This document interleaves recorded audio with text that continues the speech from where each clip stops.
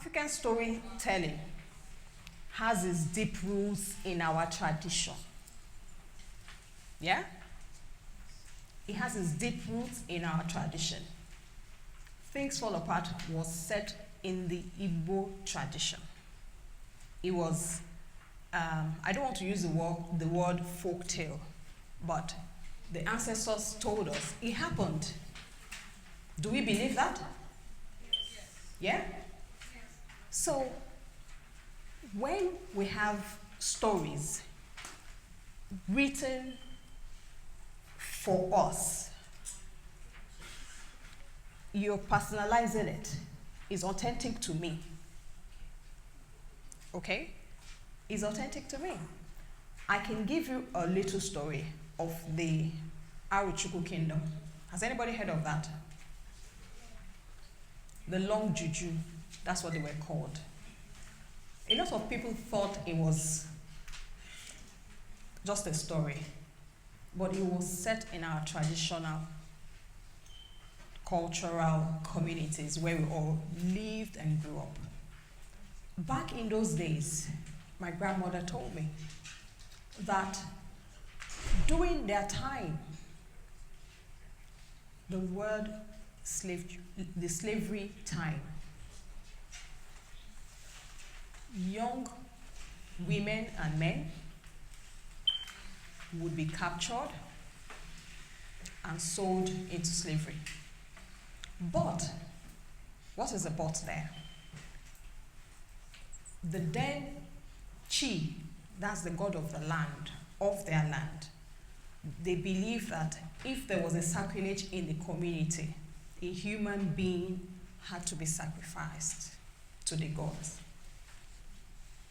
So a wise man sat down and said, wow, why should we be sacrificing young, able-bodied women and men to a God that can't speak?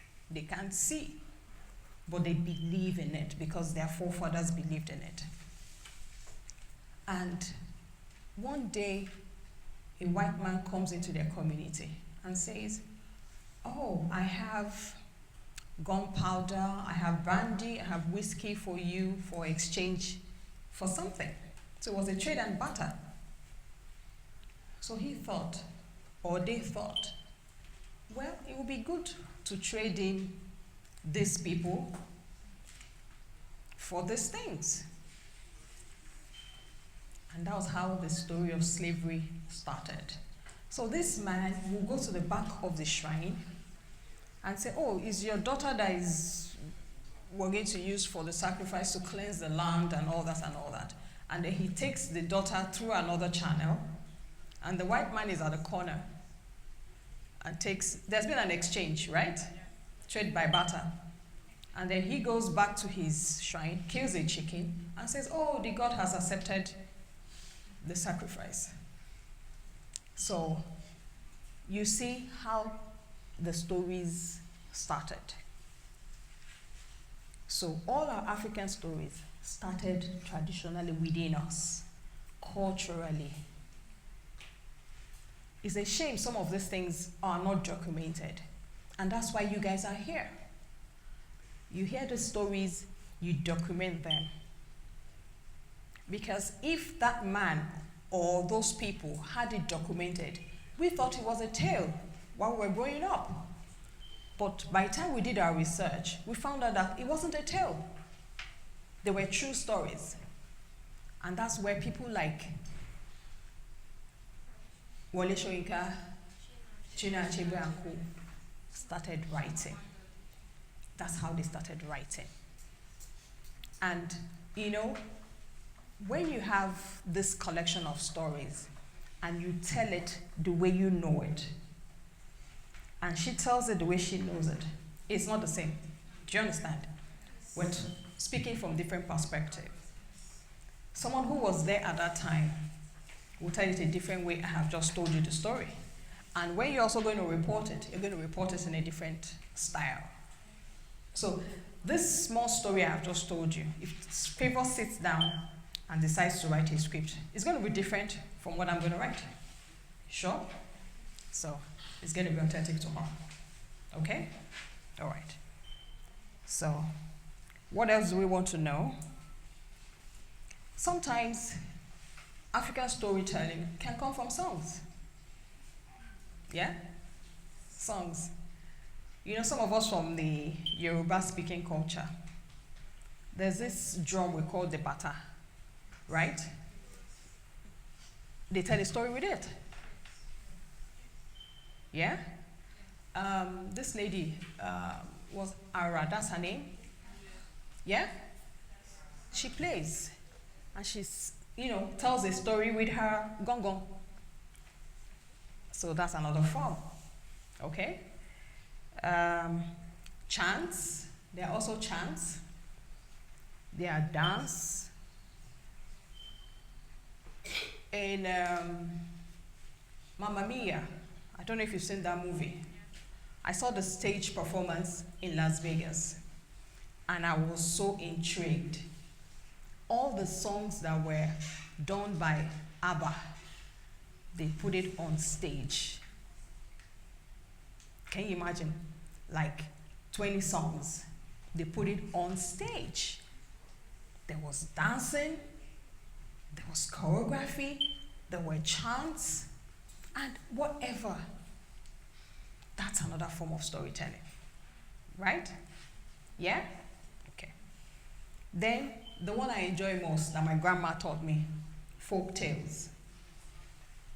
When we sit under the mango tree in the evenings, drinking our palm wine and eating our bushmeat, what are we doing? Stories. Folk tales. That's how they knew how to tell their own African stories. Everything doesn't have to be in the book. Yeah? Another way we can tell African stories. Have you been to Jos, somewhere in the Middle Belt? Have you seen the fishing activities they do there? Oh, they tell a story. What? No, they're in their canoe, not a boat. They're in their canoe, made of wood. They're in their canoe, nicely dressed in their different colors.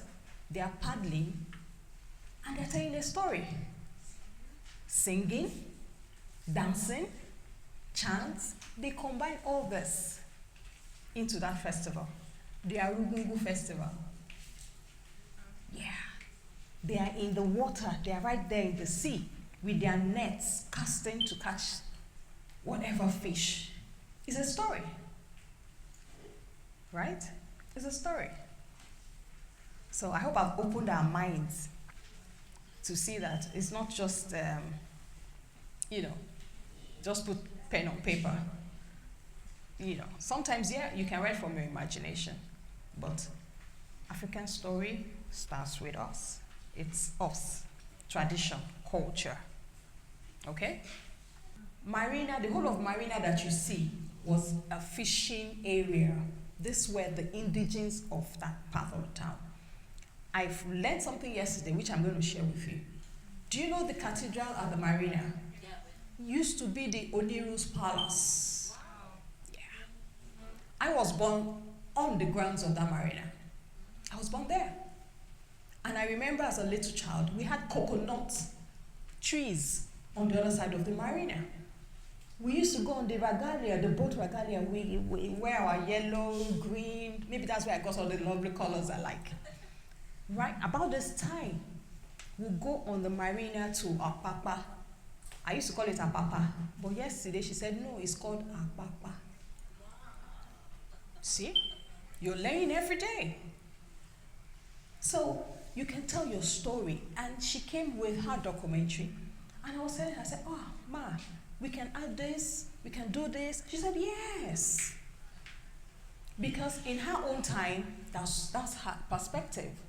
But in my own time, I'm going to add it. And in your own time, you're going to add it. Do you understand? It's a two-way traffic. I'm going, somebody else is coming. That's how it is. Nothing is cast in stone. So you have to talk to your parents, ask questions.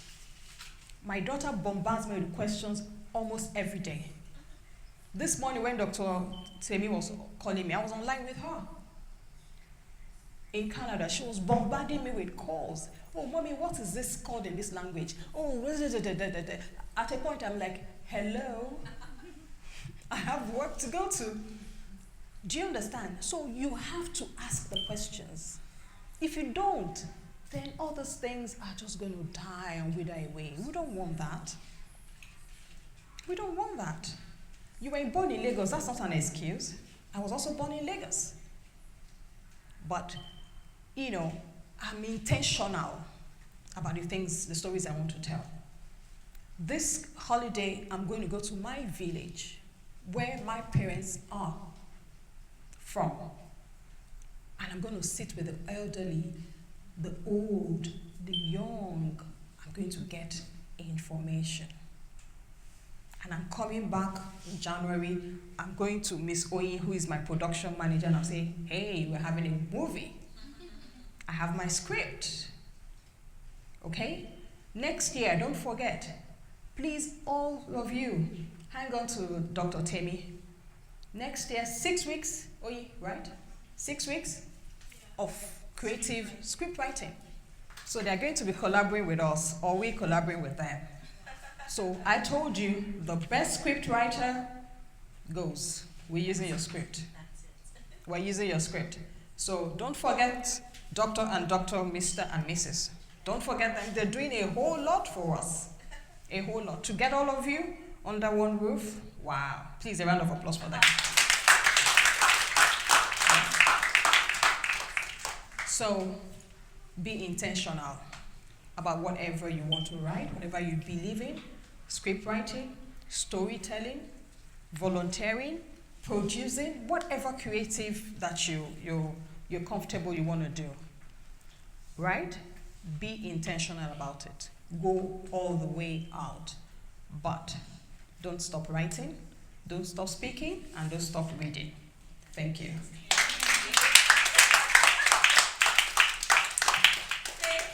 Thank you so much, Ma. I think my just has to do more. Come on.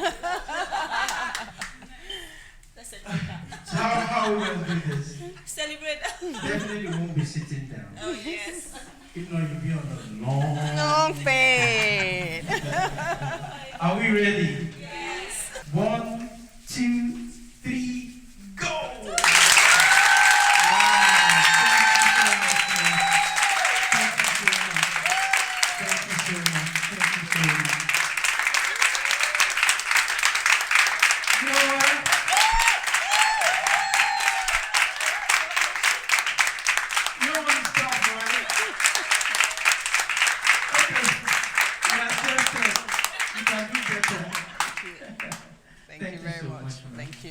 It's not easy getting someone like this. The CEO for that matter. This is the COO of Kuramo Media. Yes.